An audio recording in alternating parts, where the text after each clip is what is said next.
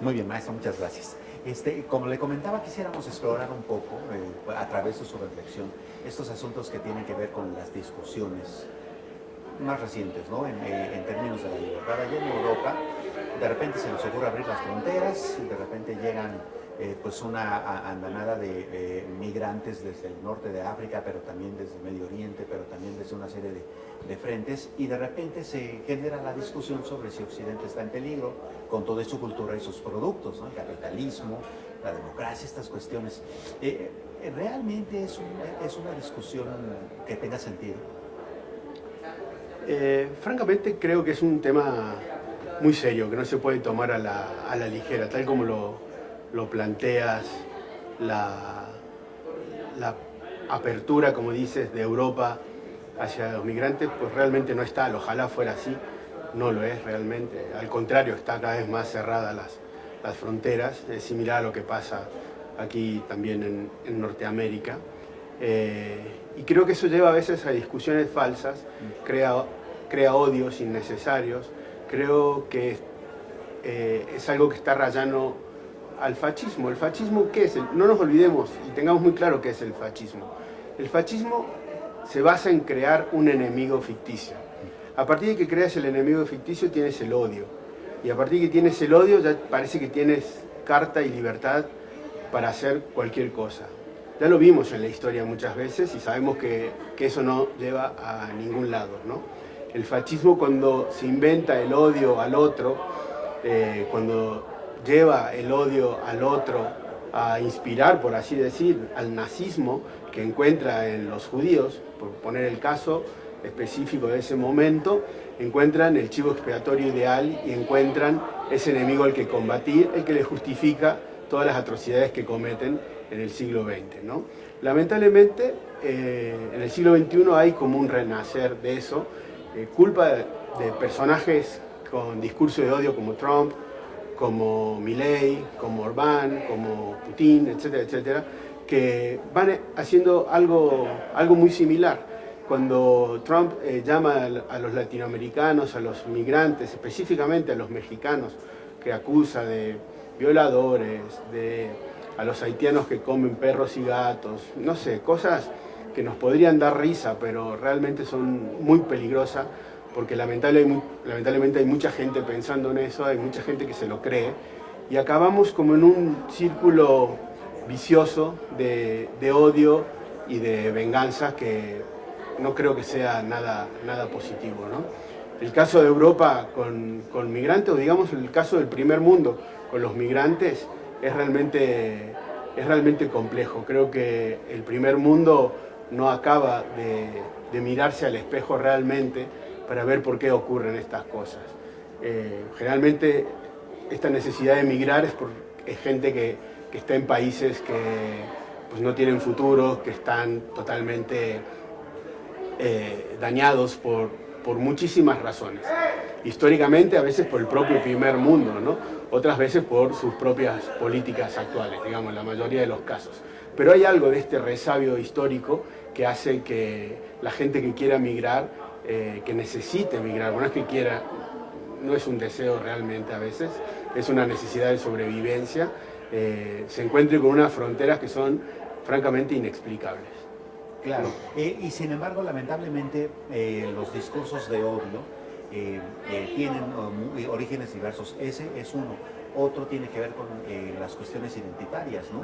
Empezó con la lucha de clases, pero ahora ya continúa con los feminismos y con las comunidades LGBT, y con los animalistas y con los naturalistas.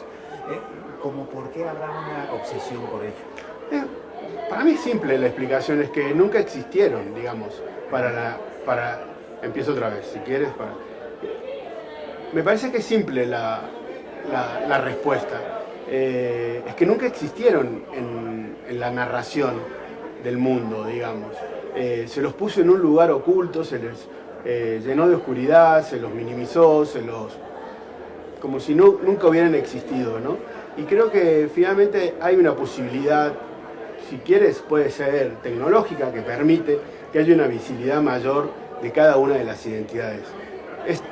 Es obvio, porque siempre ha sido así, que el ser humano necesita identificarse, necesita una identidad, que puede ser una identidad con respecto a las naciones, como fue en un origen de las naciones, puede ser una identidad a partir de las religiones, puede ser una identidad a partir del cuerpo y del deseo sexual. Hasta hace un tiempo parecía que no había más que un par de opciones respecto a eso, ¿no? Hoy vemos que el panorama puede ser infinito y cada quien podrá colocar ese deseo y esa manera de ser y su ser en el mundo, su estar en el mundo, a partir de algo que lo identifique. Claro, de repente hay detalles que parecen exacerbar la falta de tolerancia. ¿La falta de qué, perdón? La falta de tolerancia. De tolerancia, exacto. Sí, Sí. Por ejemplo, hablando de estos asuntos identitarios, el asunto del lenguaje inclusivo, el lenguaje políticamente correcto, o el obligar a otros a tener que decirle a una cierta persona de acuerdo con su autopercepción, ¿no? De repente esas cuestiones, ¿qué tanto atentan con la libertad y qué tanto son válidas? No creo que atenten contra la libertad, creo que realmente abren un panorama. No hay que tener miedo a estas cosas. Yo entiendo que a veces parece que los movimientos sociales, las evoluciones de la sociedad parecen sobreactuadas y parece que son grandes olas que van a cubrir todo. Y te das cuenta que no, sí son olas grandes, pero luego el mar se calma y la sociedad se calma. ¿Tú te imaginas el escándalo que habrá habido en Estados Unidos teniendo una conversación similar cuando se les ocurrió que los negros podían usar el baño de los blancos? Debe haber sido muy parecido a esto, ¿no?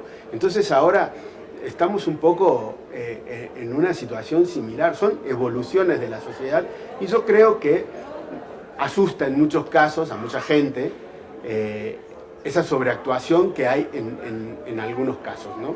Pero yo creo que todo esto se acomoda y nos va a hacer un mundo más libre, más igualitario, con derechos para todos. Al final lo que importa es que cada ser humano tenga derecho a una vida digna de la mejor manera posible y primero hay que reconocerte como tal, como ciudadano, no como una persona ilegal, no como una persona potencialmente dañina a tu status quo, no como una persona amenazante.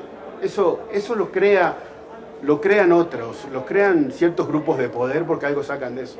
Claro, por supuesto. Hablando justamente de estas cuestiones igualitarias, la igualdad parece ser una especie de pretexto actual para la llegada, por ejemplo, sobre todo a América Latina, de gobiernos llamados populistas, ¿no? Que terminan después deviniendo a autoritarismos e incluso a colectivismos tipo comunismo. ¿Cómo puede una sociedad tolerar eso, considerando que al parecer, pues eso es contrario a la libertad individual, por ejemplo? Bueno, creo que los poderes políticos van fluctuando, ¿no? Un poco como un péndulo, y a veces vemos que el fracaso de uno trae a otros. A veces nos da la sensación que cada vez hay una opción peor, ¿no? Que pueda llegar gente como Milei, como Trump, como estaba diciendo, mencionando a esta gente, en algunos países, en algunas sociedades, provocan un daño muy terrible. Y lo que a mí me parece muy terrible, puedo hablar del caso de Argentina porque soy argentino, es ese uso de la palabra libertad, que a mí me hace mucho ruido. Mi generación empieza usando esa palabra libertad con Joan Manuel Serrat y con Miguel Hernández. Eso era la libertad hace unos años. Ahora parece que la libertad es algo que es propio de Milei. Al medio de eso tiene que haber algo que realmente nos permita vivir mejor, ¿no? Claro, y no necesariamente el antídoto sería pues como una especie de anarquía, ¿no? No, para nada.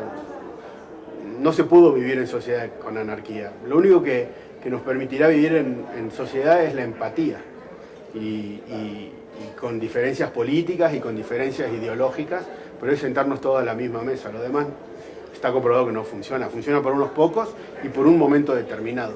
La historia está llena de estas historias y vemos que siempre fracasan, a veces con mucho daño y con un costo muy alto. Sin duda alguna. Maestro, le agradezco muchísimo Bueno, su reflexión. muchas gracias a ustedes.